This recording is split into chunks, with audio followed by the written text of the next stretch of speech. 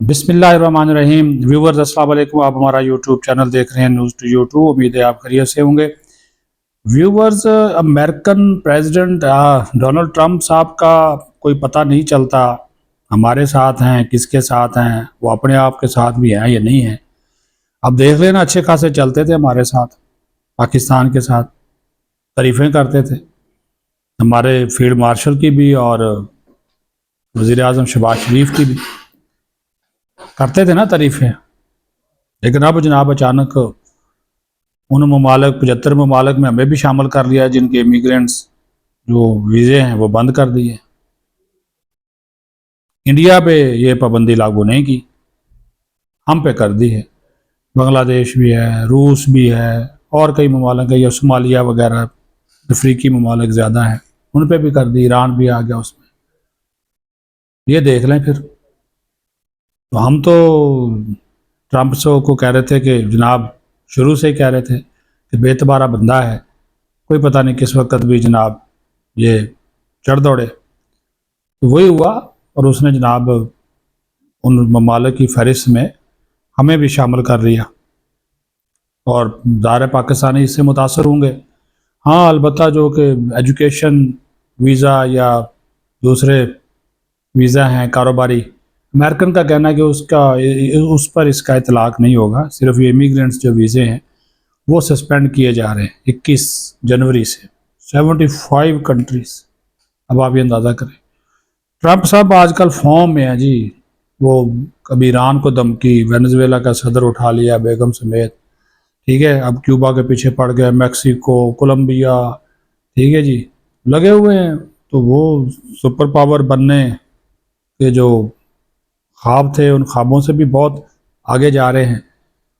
लेकिन सूरत हाल ये है कि पाकिस्तान के जो बुनियादी कौमी स्ट्रेटजिक मफादात हैं, वो इस तमाम तर इस इलाकाई सलामती की सूरत हाल में वो बड़े अहमियत के हामिल है, और हमारी सोचो बचार इसके ऊपर जारी है।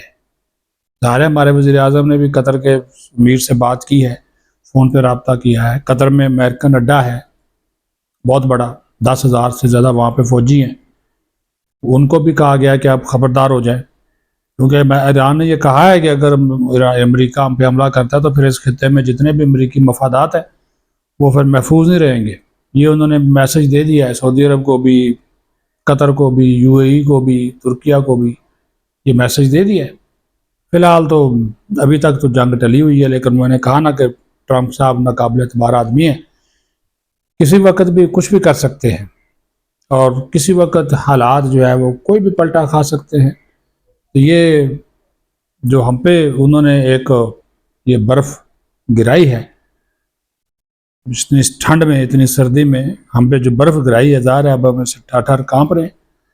लेकिन इस मामले को पाकिस्तान को जो है वो उठाना चाहिए अमेरिकन हुकाम के साथ कि भाई हमारा क्या कसूर है, भाई हमने तो आपके साथ बड़े अच्छे बच्चों की तरह चल रहे हैं, ताल्लुकात आपके हमारे बड़े अच्छे हैं, ठीक है जी, तावन भी आपके साथ कर रहे हैं, वार ऑन टेरर पे भी कर रहे हैं, इंटेलिजेंस शेयरिंग भी हो रही है, ठीक है, दिफाई फौजी सिक्योरिटी ताल्लुकात भी बड़े अच्छे हैं। तो इसके बावजूद आपने हमें उस लिस्ट में जो है वो डाल लिया। कुछ तो ख्याल करना चाहिए था ना, लेकिन उन्होंने इसका ख्याल जो है वो नहीं किया, करना चाहिए था। तो ये सारी सिचुएशन है, इसको देखने की और इसको परखने की बहुत ज़्यादा ज़रूरत है, क्योंकि हमें इस तमाम तर सूरत हाल में बहुत ही ज़्यादा ज़िम्मेदारी जो है वो दिखानी होगी। अब आ जाएँ जी, ये जो मामला चल रहा है मुतनाज़ा ट्वीट वाला, इसमें आज हम वही बात कर रहे हैं कि ये भी वकला साहबान का केस है। अब वो हादी चट्ठा साहब भी वकील हैं, ईमान मज़ारी साहबा भी वकील हैं। ज़ाहिर है जो जज साहब हैं, अफजल मजोका साहब, वो भी पहले वकील होते थे, अब जज बने हैं।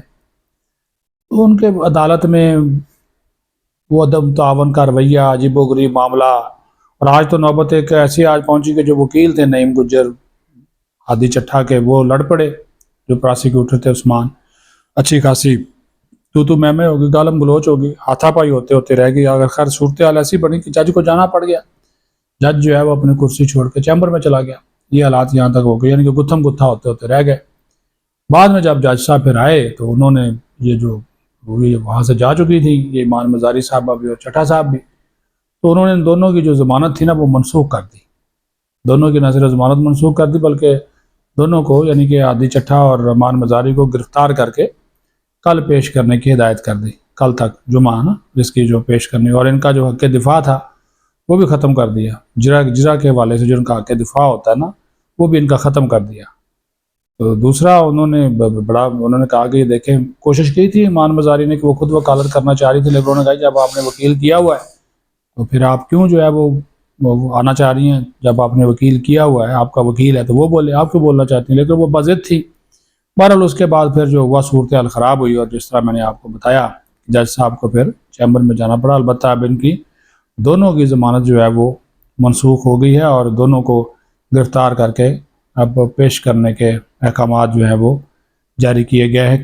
کل اب یہ دوبارہ سماعت اس کے اوپر ہوگی۔ لیں جی ایک اور خبر، تقریباً کوئی ماشاءاللہ جی 30-32 کروڑ روپیہ لیا ہے پینشن گریجویٹی یہ وہ جسٹس ریٹائرڈ منظور علی شاہ نے استعفیٰ جو دے گئے تھے، ٹھیک ہے، تو وہ مل گیا ان کو، پینشن ہے تو کوئی 10-12 لاکھ ماہانہ ان کو ملے گی، لیکن حضور وہ کہہ رہے ہیں کہ اب میں دوبارہ میدان میں آ گیا ہوں۔ تو آج ان کا ایک سٹیٹمنٹ آیا ہے، تو وہ جناب دوبارہ میدان وکالت میں کود پڑے ہیں جو یہ ہیں اپنا جسٹس منصور علی شاہ صاحب، اور وہ کہہ رہے ہیں جی وہ انٹرنیشنل قسم کے کیس جو ہے وہ لیں گے، ثالثی والے کیس بھی لیں گے، انٹرنیشنل کیس بھی لیں گے۔ تو یہ اب انہوں نے کہا کہ وہ ایڈوائس بھی دیں گے، کنسلٹنسی بھی وہ فراہم کریں گے۔ تو ظاہر ہے وہ کوئی اپنی فرم شرم بنائیں گے تو وہ اپنا کھوکھا شوکھا کھولیں گے، تو وہ پھر جناب اپنی ہٹی پہ جب بیٹھ جائیں گے تو پھر مال پانی مزید کمائیں گے۔ ایسے بھی میں نے کہا کہ یہ ہوں اتر من اللہ ہوں، 32 کروڑ روپیہ تو ان کو مل گیا، تو ابھی جناب وہ پینشن بھی ملے گی، وکالت بھی دوبارہ شروع کر دی، تو وہ جناب موجے ہیں، ٹھیک ہے جی۔ وہ کہتے ہیں نا یہ صحیح جملہ ہے کہ 5 انگلیاں گھی میں ہیں، وہ اگلی بات ہم نہیں کرتے، 5 انگلیوں تک ہی رہتے ہیں کیونکہ ان کی 5 جو ہے وہ گھی میں ہیں۔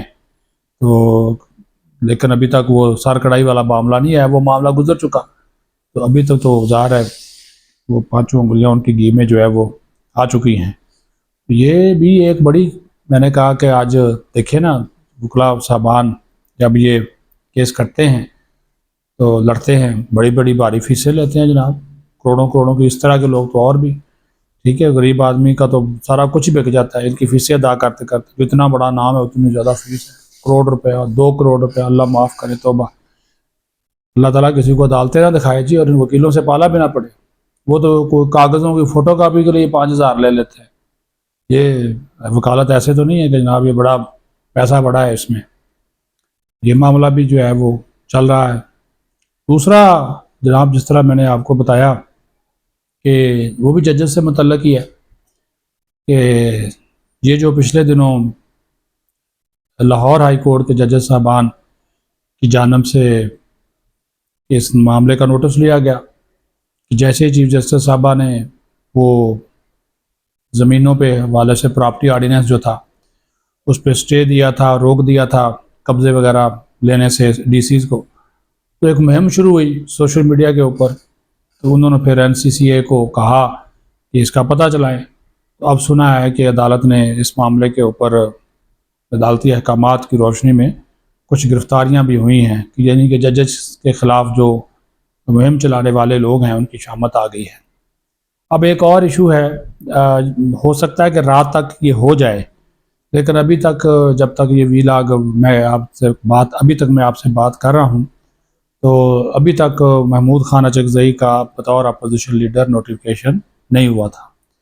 تو میں نے کہا نا کہ ہو سکتا ہے کہ جب تک یہ ویلاگ آپ تک پہنچے ہو سکتا ہے ہو جائے، کیونکہ آج بھی اسپیکر صاحب نے اس کے اوپر مشاورت تو کی ہے، اور انہوں نے اپنے جو سیکرٹری ہیں سعید احمد میتلا صاحب اور اس کے ساتھ ساتھ ایڈوائزر لیجسلیشن مشتاق صاحب جو ہیں ان سے مشاورت کی ہے، دستخطوں کی بھی تصدیق ہو گئی ہے، اس کا یعنی کہ پروسیس وہ مکمل ہو گیا ہے، لیکن ابھی تک نوٹیفیکیشن جو ہے وہ اپوزیشن لیڈر کا محمود اچکزئی کا وہ جاری نہیں کیا گیا۔